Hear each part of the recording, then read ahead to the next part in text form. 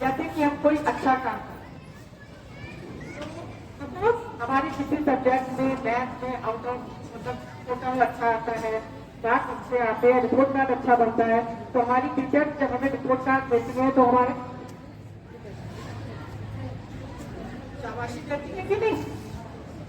हमारे पापा हमें गोद में बैठा के प्यार करते हैं कि नहीं? सब प्यार करते हैं।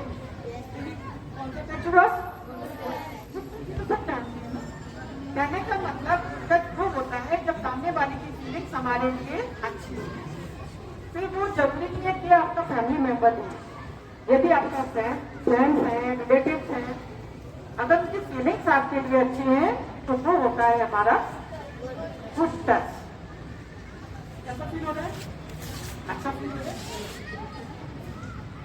वो होता है नॉर्मल सा गुड टच जो हमारे फैमिली मेंबर्स करते हैं, हमारे रिलेटिव्स करते हैं और हमारे फ्रेंड्स। क्लियर? कोई डाउट गुड टच में? अब बात करते हैं बैड टच। बैड टच जो होता है ठीक किसी का होता है,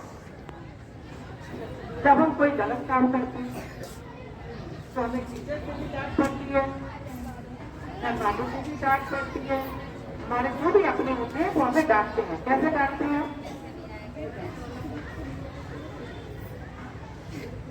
अगर मम्मी प्यार करेगी, पापा प्यार करेंगे, कान भी तो खींचेंगे, गलत बात है ना? कान खींचेंगे नहीं, ऐसे भी कर देंगे। नॉर्मल का बैठ सबके साथ, हमारे साथ भी हुआ, तो इसके लिए कोई ज्यादा चिंता की बात नहीं, लेकिन ये बैड टच होता है। कभी कभी हम दूसरों के साथ भी करते हैं तो एक दूसरे की चोटी खींच लेते हैं।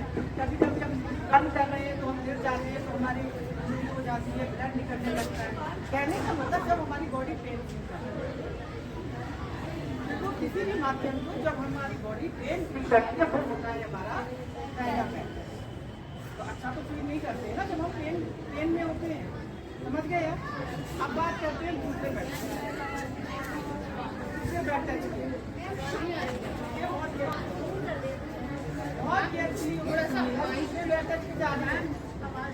हेलो, दूसरा बैठक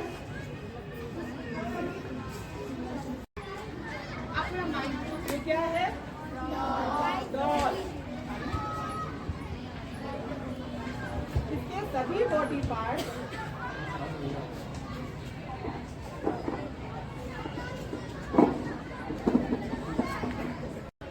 और इसके सभी बॉडी पार्ट हमारे और आपकी तरह क्या देख सकती हैं?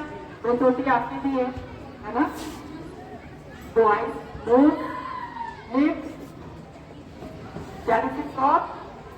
हैंड, लेग, स्टमक, सब कुछ आपकी तरह है, हमारी तरह। परंतु हमारी बॉडी का कुछ हिस्से ऐसे होते हैं जिनके अब कभी नाम नहीं है और ना ही हम कभी देखते हैं और ना ही हम किसी दूसरे को दिखाते हैं। तो है पार्ट नंबर 1। क्या है? Part number 1 and part number 2 side के भीतर। गलत कौन है? वो इंसान जिसने आपके साथ गलत किया। सजा किसको मिलेगी? उस इंसान को मिलेगी, आपको नहीं मिलेगी। आपको कि अगर हमने कहा तो हमारा स्कूल जाना बंद हो जाएगा, हमारा मार्केट जाना बंद हो जाएगा, हमारे फ्रेंड्स से जाना बंद हो जाएगा, ऐसा नहीं है बेटा। घर में आपके किसी ना किसी तरह से उसको ये एहसास कराएंगे कि वो आगे कोई ग्रहित स्थिति ना। क्लियर? सेकंड बैठक क्लियर? पीछे तक। अब बात करते हैं इसलिए क्योंकि जब हमारे कोई इंटरनल पार्ट होता है तो हमारे दिमाग में घंटी बजती है, एक इंडिकेटर बजता है कि समथिंग रॉन्ग, हमें पता चल जाता है। लेकिन वो सच ऐसा है कि वो अगर गलत इंसान हमारे गानों को भी छू रहा है। अच्छा, आप लोग ट्रेन में बैठे हो, कभी बैठे हो ना, तो वहां पर और भी सारे लोग होते हैं कि नहीं होते हैं? काफी स्ट्रेंजर्स होते हैं, अजनबी लोग होते हैं, क्या करते हैं वो आपको बिस्किट चॉकलेट देंगे, सर पे हाथ फेरेंगे, तो क्या हमें उन्हें फेरने देना? नहीं फेरने देना है, क्योंकि हमें उनकी मनोदशा का पता नहीं कि वो अब तक हमारे लिए क्या सोच रहे हैं। तो जोर से क्या बोलना है? Don't touch me. क्या बोलना है? Don't touch me. और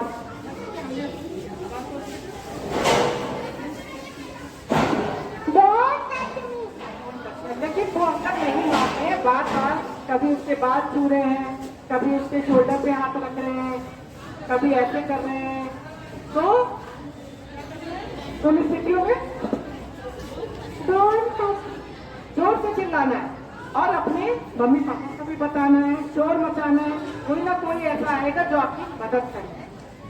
डरना नहीं है, गलत बात नहीं है, आप कमजोर भी नहीं है। आपने रानी लक्ष्मीबाई का नाम सुना है?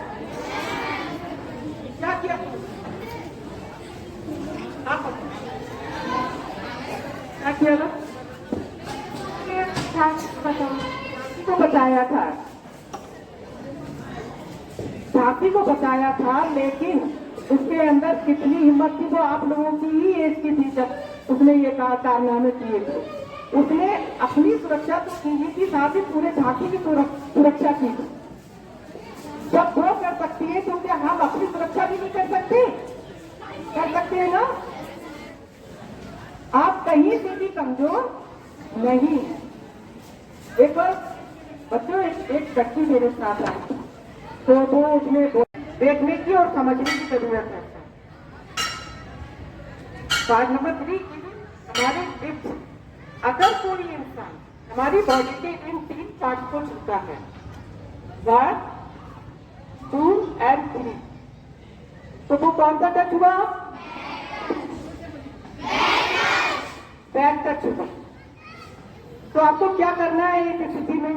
फिर चाहे वो फैमिली मेंबर हो, आपका कजिन हो, आपका कितना भी कोई क्लोज क्यों ना हो, यदि आपकी बॉडी के इन पार्ट्स को वो टच कर रहा है तो वो इंसान भी गलत है और उसका टच भी गलत है। तो वहां पर आपको क्या करना है? उसका खुल के सामना करना है, विरोध करना है, और उससे भी ज्यादा इंपॉर्टेंट जाकर अपनी मम्मी को बताना है।